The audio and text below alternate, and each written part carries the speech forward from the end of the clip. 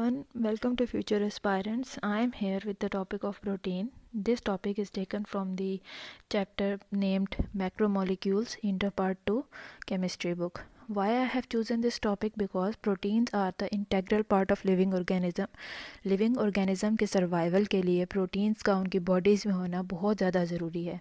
Proteins are found in all the forms of life, यानी चाहे plants की बात करते हैं, एनिमल्स की बात करें, ह्यूमन बींग्स की बात करें, हर तरह की लाइफ में प्रोटीन का बहुत इम्पॉर्टेंट रोल है. उनका प्रेजेंट होना बहुत ज़्यादा ज़रूरी है.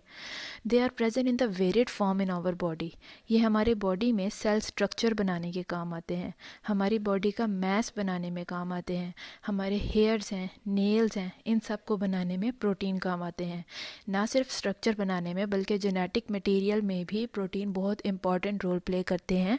Genetic material means the material that goes from one generation to another, the DNA. उसको ट्रांसलेट करने के लिए किस तरह का वो रिज़ल्ट प्रोड्यूस करेंगे, प्रोटीन बहुत ज़्यादा इम्पॉर्टेंट है. जेनेटिक मटेरियल के अलावा अगर हम बात करते हैं हार्मोन्स जो ह्यूमन बींग्स की बॉडी में है, एनिमल्स की बॉडी में है, प्लांट्स की बॉडी में है, ये मुख्तलिफ़ किस्म की केमिकल कोऑर्डिनेशन करते हैं, हमारी बॉडी में कोऑर्डिनेट करते हैं, एक पार्ट को दूसरे पार्ट के साथ इन्वायरमेंट के हिसाब से बॉडी को एडजस्ट करते हैं. वो भी प्रोटीन से बने होते हैं. इसके अलावा एंजाइम्स हैं. एंजाइम्स की मैं पहले भी वीडियोस बना चुकी हूँ. एंजाइम्स क्या हैं? They are the catalyst of our body. हमारी बॉडी में मुख्तलिफ़ किस्म के केमिकल रिएक्शंस को स्पीड अप करने के लिए एंजाइम्स प्रेजेंट हैं. वो एंजाइम्स भी they are protein in nature. So protein बहुत ज़्यादा इम्पॉर्टेंट है. They are considered as the most complicated, extremely complicated molecules of living things. They are called as macromolecules. Macromolecules means they are composed of thousands of different units. अगर हम बात करते हैं proteins की तो they are nitrogenous compound. Nitrogenous compounds mean कि इनके structure के अंदर नाइट्रोजन प्रेजेंट है और नाइट्रोजन इम्पॉर्टेंट रोल प्ले करती है in forming the structure of the proteins. And these proteins they are made up of smaller sub units. Those subunits are called as amino acids. Thousands of amino acids, they come together to make up the protein. तो proteins are made up of different amino acids. Protein में जो variation आती है that comes because of the different amino acids that are participating in the formation of protein. You can see this is a structure of one of the protein. You can see it is made up of nitrogen, it is made up of hydrogen और कितना complex इसका structure है. Then if we talk about human body, at least 10,000 different types of proteins are present in our body. क्योंकि जैसे कि मैंने आपको इस वीडियो के स्टार्टिंग में बताया कि प्रोटीन्स जो हैं हमारी बॉडी में बहुत वेरिड फॉर्म्स में एक्शन कर रहे हैं, बहुत वेरिड फॉर्म में रोल्स प्ले कर रहे हैं.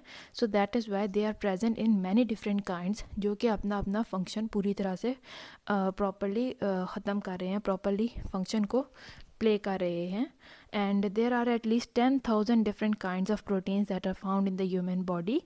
ये जो word protein है, it is derived from the Greek word proteos, जिसका मतलब है prime importance. Because of their so important roles in maintaining the life, इसीलिए इसको word proteos जो कि Greek word है जिसका मतलब है prime importance, उससे derive किया गया है. So you can see over here how complex these proteins are, and they are made up of several different subunits. Those are amino acids. Now when we talk about the proteins are present in all the living things, and if we say कि protein के बगैर कैसी होगी life, तो without protein life would not be possible. क्योंकि proteins बहुत important role play करती है हमारी body में. Hormones हैं, hormone की कमी पेशी हो जाए तो हमारी body के ऊपर affect होते हैं negative. एंजाइम्स हैं, एंजाइम्स ना हो जो प्रोटीन से बने हुए हैं, वो एंजाइम की प्रोटीन ना हो तो हमारी बॉडी के बहुत सारे केमिकल रिएक्शन स्लो हो जाएंगे, जो कि हम जिसकी वजह से सरवाइव नहीं कर पाएंगे. सो विदाउट प्रोटीन हमारी लाइफ पॉसिबल नहीं है. अगर प्रोटीन को देखें कि हमारी बॉडी में कहाँ कहाँ पाई जाती है, it is present in our muscles, it is present in our skin, in our hair and all the tissues that are non bony. Means bones के अलावा जितने हमारी बॉडी में टिश्यूज़ हैं, मसल्स हैं, वो सब प्रोटीन से बने हुए हैं. You can see over here the muscles in the person's body, they are made up of protein, and protein are further made up of the subunits. Those are called as the amino acids. So when we talk about the different elements जो कि protein को बनाने के लिए participate करते हैं, तो most important elements are carbon, hydrogen, oxygen and nitrogen. These are the four most important elements. They must be present in each and every protein. और इनके अलावा मुख्तलिफ प्रोटीन्स में फॉस्फोरस भी प्रेजेंट है, और कुछ प्रोटीन में ट्रेसेस ऑफ डिफरेंट एलिमेंट्स जैसे कि iron, copper, iodine, manganese, sulphur और जिंक, ये ट्रेसेस भी प्रेजेंट होते हैं. सो प्रोटीन्स के अगर हम स्ट्रक्चर की बात करते हैं तो 4 बेसिक एलिमेंट्स हैं, कार्बन, हाइड्रोजन और ऑक्सीजन और नाइट्रोजन. और इसके अलावा मुख्तलिफ दूसरे एलिमेंट्स भी इसको बनाने में पार्टिसिपेट कर सकते हैं. Now you can have a look at the structure. This is a general structure of protein. यहाँ पे आप देख रहे हैं कि ये जो R के अलावा बाकी जितने भी एलिमेंट्स हैं दे must be present inside the protein, जिसमें नाइट्रोजन है, कार्बन है, hydrogen and oxygen. And in the place of R या तो मज़ीद कार्बन, नाइट्रोजन, हाइड्रोजन, ऑक्सीजन आएंगे, या फिर वो बाकी के सारे एलिमेंट्स आ सकते हैं जिसमें फॉस्फोरस है, iron, copper, iodine, manganese, sulphur और zinc. So proteins are, depending upon the participation of elements, proteins are very varied. So when we talk about their molecular weight, मैंने जैसा बताया कि इनको हम मैक्रो मोलिक्यूल्स कहते हैं. मैक्रो मतलब इसके अंदर thousands of amino acids are participating to make up the protein. That is why they are called as macromolecules. So in macromolecule का molecular weight भी बहुत heavy होता है, high molecular weight है. And when we break these proteins into smaller parts, we can do this by the process of hydrolysis.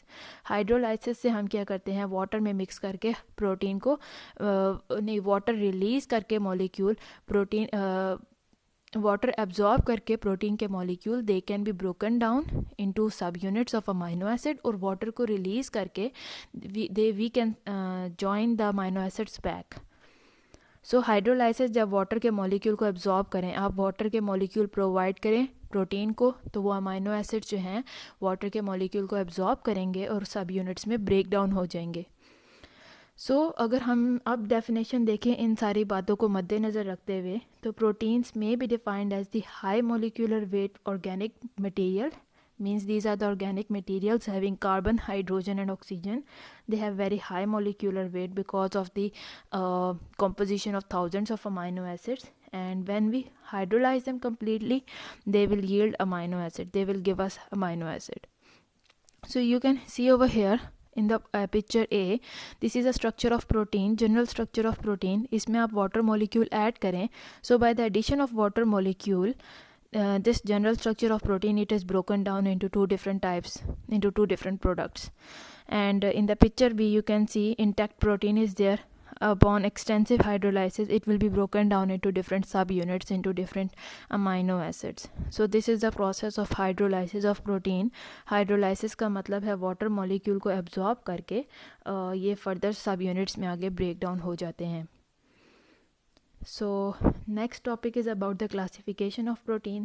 So based upon the physiochemical properties of protein, कि वो किस तरह के उनकी properties हैं, chemical properties कैसी हैं, the proteins can be divided into 3 different types. They are simple proteins, conjugated proteins or derived protein. So when we talk about the simple proteins, you can see the classification along with examples upon the basis of their physiochemical properties. Simple proteins में albumin है, globulins हैं, histones हैं. Conjugated proteins हैं, फॉस्फोप्रोटीन्स, glycoproteins, lipoproteins, क्रोमोप्रोटीन्स, nucleoproteins, मेटालोप्रोटीन. Conjugated अभी आगे चल के आपको बताऊंगी जब एक प्रोस्थेटिक पार्ट प्रोटीन के साथ अटैच हो जाए. So first of all I will tell you about the simple protein. ये वो प्रोटीन्स हैं कि जब हम इनकी हाइड्रोलाइसिस करते हैं, यानी कि वाटर के मॉलिक्यूल को इनके अंदर ऐड करते हैं, तो they will yield amino acid और derivatives only. Means they are the simple proteins, they don't have any extra material, they don't have any extra group attach to them. और जब हम इनकी हाइड्रोलाइसिस करेंगे तो वो सिंपली ब्रेक डाउन हो जाएंगे इनटू इट्स सब यूनिट. जिन सब यूनिट से ये बने थे हाइड्रोलाइसिस के बाद सिंपली उन्हीं में दोबारा ब्रेक हो जाएंगे और कोई भी कॉम्प्लेक्स मॉलिक्यूल इसके अंदर प्रेजेंट नहीं होता. There are different examples of simple proteins, जैसे कि एल्ब्यूमिन्स हैं, ग्लोबुलिन्स हैं, legumin, collagen. So when we talk about the globulin, globulin is insoluble in water, मतलब अगर आप वाटर के अंदर इसको मिक्स करेंगे it will not break down into its component amino acids, but it when you put it in the dilute salt solution, आप water के अंदर सॉल्ट को मिक्स करें और उसके अंदर ग्लोब्यूलिन को ऐड कर दें, then it will break down into the different subunits. So it is soluble in salt solution, but it is not soluble in water. And this globulin, it is found in the animals. Example, lactoglobulin. This globulin is found in the muscles of the animals, and it is also found in the plants. The next example of you can see over here the albumin and globulin albumin. This protein is found in the eggs, और आप इसका structure देख सकते हैं, बहुत open structure है, flexible structure है, while globulin it has close non flexible structure, तभी ये वाटर के अंदर इजीली डिज़ोल्व नहीं होता, और इसको सॉल्ट सॉल्यूशन में डिज़ोल्व करेंगे तभी ये डिज़ोल्व होगा और ब्रेक हो जाएगा डिफरेंट सब यूनिट्स में. Next category, next example of simple protein is legumin and collagen. These proteins are present in the connective tissues throughout the body. हमारी बॉडी में जितने भी कनेक्टिव टिश्यूज़ हैं, जैसे स्किन के टिश्यूज़ हैं, उन सब में ये दोनों प्रोटीन्स आते हैं. दोनों प्रोटीन्स इन सब टिश्यूज़ को बनाने के काम आते हैं.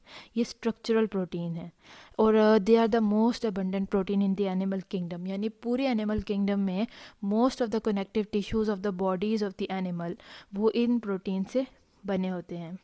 And they make up 25 to 35% of body protein. हमारी बॉडी में जितनी भी डिफरेंट प्रोटीन्स हैं, लाइक हार्मोनल प्रोटीन है, रेगुलेटरी प्रोटीन है, उसके अलावा एंजाइमेटिक प्रोटीन्स हैं, out of all the categories 25 to 35% of body protein is legumin and collagen. You can see in the background picture the collagen is present. It makes our skin normal. जितनी collagen की amount proper होगी उतनी ही हमारी skin जो है वो normal रहेगी, otherwise it will become old when the collagen protein is disturbed.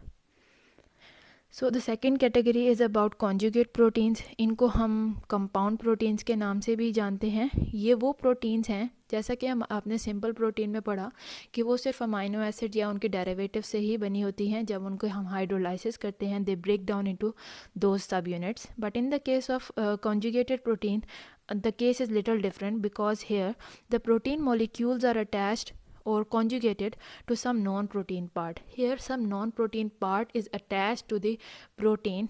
That is why this protein is called as the compound protein or conjugated protein.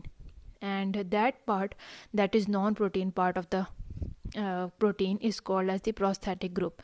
यानी कि कोई और एक्स्ट्रा मेटल, कोई और एक्स्ट्रा कंपाउंड आके जब प्रोटीन के साथ अटैच हो जाए और वो कंपाउंड खुद प्रोटीन का हिस्सा ना हो, तो उसको हम conjugated protein का नाम देते हैं. Example is hemoglobin molecule. Here globular protein subunit, and then there is heme unit. So that is a heme unit, that is a prosthetic group.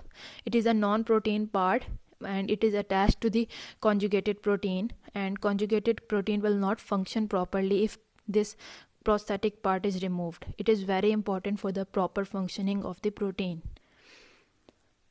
Next one is example is phosphoproteins. Phosphoprotein आप नाम से ही देख सकते हैं कि यहाँ पे conjugated phosphoric acids हैं. Phosphoric acids are conjugated with the proteins. Next one is lipoprotein. यहाँ पे proteins are conjugated with lipids. जैसा कि इनके नाम से ही जाहिर है, फॉस्फोप्रोटीन मतलब फॉस्फोरिक एसिड अटैच है, lipoproteins means lipid is attached, and different lipids like lecithin, cholesterol, fatty acids, they are attached to the protein to make it a conjugated protein. The next category is derived proteins. So these types of proteins, they include all the substances that are derived from simple and conjugated proteins. वो सारे substance जो हमें पहली दो categories simple और conjugated से मिलती हैं, वो derived protein की category में आएंगे. For example, different enzymes like proteolysis enzymes हैं, peptones हैं, oligopeptides हैं, polypeptides, and these are all examples of derived proteins. They are derived from the simple and conjugated proteins. And when we talk about the classification of protein, अभी जो पहले सारी classification की है, that was based upon their physiochemical properties. Now if we classify them according to their function. there are different classifications of protein like regulatory और hormonal protein, यानी कि वो प्रोटीन जो हमारी बॉडी में हार्मोन्स बनाती हैं, हार्मोन्स की कॉम्पोजिशन बनाती हैं, they are called as regulatory or hormonal protein. Then there are structural protein, those protein that makes up the muscles, the skin, the hair of the nails of our body. Then there are genetic proteins that make up the DNA and RNA. They are called as the genetic proteins. So here it is given example of genetic protein. DNA से protein release होगी, then आगे further जो उसके order हैं, जो उसके functions हैं, उनको प्ले करेगी. Then next comes the structure of protein. So when we talk about the structure of protein, the majority of proteins are compact. Compact means tightly closed हैं, अपना उनका structure complete है, easily open नहीं हो सकते. They are highly convoluted molecules कि जिसके अंदर हर एटम की पोजीशन उसके relative एटम के हिसाब से determined है, और इसमें precision बहुत ज़्यादा important है कि हर एटम की और उसके neighboring atoms की पोजीशन किस तरह से होंगी, किस तरह से placement है. थोड़ी सी भी minor changes that will lead to the change in the function of the protein, in the denaturation of protein. So to describe the structure of a protein in an organism, it is necessary कि हम उसको 3-dimensional shape में देखें. It is necessary to specify the 3-dimensional shape that the polypeptide chain assume. यानी कि polypeptide chain किस तरह का structure बनाएगी, हमें उसको समझने के लिए 3-dimensional structure की help लेनी पड़ेगी. You can see this is a primary sequence of amino acids. जब उसका 3-dimensional बनाते हैं तो वो एक space में 3D पूरी image show करती है. So it is very necessary to see that how these proteins, they make up these polypeptide chains, they make up the whole structure of the protein. So basically there are 3 different structures of the protein: primary structure, secondary structure, tertiary structure, and there is also quaternary structure. This structure is present in some proteins. This is a 4th structure. So you can look over here in the background, this first structure of chain starting from left side, these are amino acids. इसको हम primary structure कहते हैं, जहाँ पे बस amino acid एक दूसरे के साथ एक arrangement में fix हों. उसके बाद आता है next secondary structure, जिसके अंदर अमाइनो एसिड्स के अंदर का हाइड्रोजन बॉन्डिंग की वजह से कॉइलिंग स्टार्ट हो जाती है. देन टर्शरी स्ट्रक्चर, जिसमें वो उनकी फोल्डिंग स्टार्ट हो जाती है. Then the 4th one on the right side is the quaternary structure.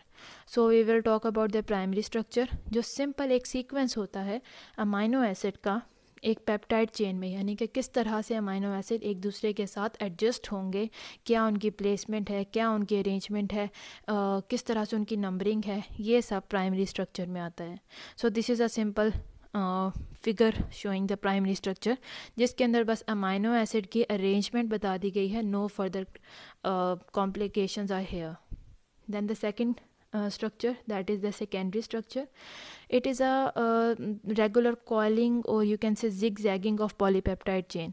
जब polypeptide chain बन गई है, जो आपने structure first structure यानी primary structure में देखा, जब वो coil करना start कर देता है या zigzag होना start कर देता है, तो उसको हम secondary structure कहते हैं. So why this coiling or zigzagging is happening? Because of the hydrogen bond between the NH group and the C double bond O group of amino acid. So we will see how. You can see over here in the diagram that here the dotted lines, they are showing the hydrogen bonds, and because of this hydrogen bonding they show the secondary structure. Beta pleated sheet में भी हो सकता है, alpha helix में भी हो सकता है. You can see this purple box, it is showing 1 unit of amino acid. Now it is making, you can see with this unit in the amino acid subunit in the alpha helix down left side, there is a purple box showing the amino acid subunit. So you can see from H there is a dotted line going towards the C of the next amino acid subunit. So that is how all the amino acids, they are attached with each other with the help of hydrogen bonding, and because of that hydrogen bonding, either they start to coil with each other or they start to zigzag with each other. So when these amino acids, they are zigzagging with each other, they are called as beta pleated sheets, and when they are coiling with each other, they are called as alpha helix. You can see another structure over here. यहाँ पे किस तरह से वो coiling हो रही है कि एक amino acid next amino acid के साथ अटैच होता है. Then there is the third structure that is called as the tertiary structure. In the tertiary structure, there is three-dimensional twisting and folding. Further twisting and folding of polypeptide chain, it results in the tertiary structure. You can see over here in the background that the alpha helix and the beta sheets, they are twisting and they are folding upon each other. तो ये मिलके बनाती हैं tertiary structure. Now the next topic is denaturation of proteins. Denaturation means जब किसी वजह से protein का स्ट्रक्चर डैमेज हो जाए उसको हम denaturation of protein कहते हैं. फॉर एग्ज़ाम्पल हमने हार्मोन्स एंजाइम्स में स्टडी किया था कि एंजाइम्स में अगर टेम्परेचर ज़्यादा कर दें या पीएच ज़्यादा कर दें तो उसकी वजह से एंजाइम्स का structure denature हो जाता है. They stop to function. They can only function at the optimum temperature, optimum pH. If we move them away from their range, optimal range, then they will stop to function. So that is the denaturation of proteins. So how does this denaturation occurs? It occurs, what is denaturation? It is the structure of protein can easily be disturbed by different factors like heat. जब pH में change लाएं, strongly oxidising या strongly reducing conditions दी जाएं protein को, तब भी उनकी denaturation हो जाती है. And you can see over here this is the normal protein on the left side. उसका इंटैक्ट स्ट्रक्चर है, लेकिन when you give it extreme environment जिसमें टेम्परेचर हो सकता है, जिसमें pH चेंज हो सकता है, जिसमें ऑक्सीडाइजिंग या रिड्यूसिंग एनवायरनमेंट हो सकती है. So because of that the structure of protein and the function of the protein will get disturbed and it will denature. It will not function properly. That is shown in the right side of the picture. So most common example of denaturation when we talk about from the daily life is a change that is taking place in albumin. Now what is albumin and how it is present in our daily life? How can we notice it? So albumin is the principal component of egg white. जो अंडे की सफ़ेदी है, that is composed of the protein that is called as albumin.